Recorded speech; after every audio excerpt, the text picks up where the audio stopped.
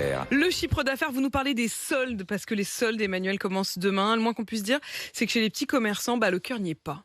J'ai presque envie de vous dire que ça démarre dans l'indifférence générale. Mais ouais. C'est soldes. Non, c'est vrai que le cœur n'y est pas chez les petits commerçants. C'est ce que montre une étude que vient de réaliser le syndicat des indépendants et des très petites entreprises. Plus d'un tiers des commerçants vivent les soldes comme une corvée, comme une contrainte. Et plus des 2 tiers ne ressentent plus d'attente particulière de leur clientèle. Et c'est vrai que 25% seulement des consommateurs comptent se tourner vers les petits commerçants pour les soldes. 82% iront sur les grands sites de e-commerce multimarques, nous dit la société spécialisée Chanable. Les petits commerçants, ils pourront pas en plus proposer des démarches vraiment alléchantes. Oui, effectivement, 70% d'entre eux pratiqueront des démarches jusqu'à 30% dans la grande majorité des cas. Ce taux est plus faible au regard des 50% habituellement affichés sur les vitrines. Alors, il y a plusieurs raisons. D'abord, les commerçants n'ont pas eu assez de temps pour vendre leurs produits à plein tarif avec une marge correcte, compte tenu des dates de solde fixées bien trop tôt dans la saison. Et puis aussi, à cause des retards de livraison,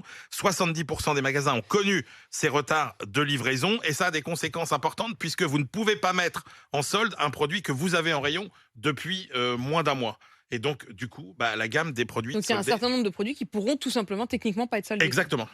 Est-ce que les contraintes sur le pouvoir d'achat vont quand même un peu pousser les Français à aller chercher à faire des économies avec les soldes ? C'est clairement un aiguillon. 82% des Français comptent profiter particulièrement des soldes cette année, nous dit Heyday. 51% comptent même dépenser davantage.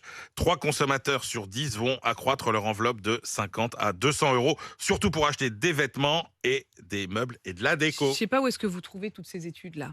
L'étude Heyday, l'étude Chanable. C'est ce que nous dit la société spécialisée Chanable. Mais oui, c'est mais parce que je reçois tout ça depuis des années et des années. J'ai lancé mes filets. Vous mélangez tout ça dans votre grand ordinateur. Non, mais il y a des tonnes. Si vous saviez les tonnes d'études qui sortent tous les jours, c'est. Heureusement que vous les résumez pour nous, Emmanuel.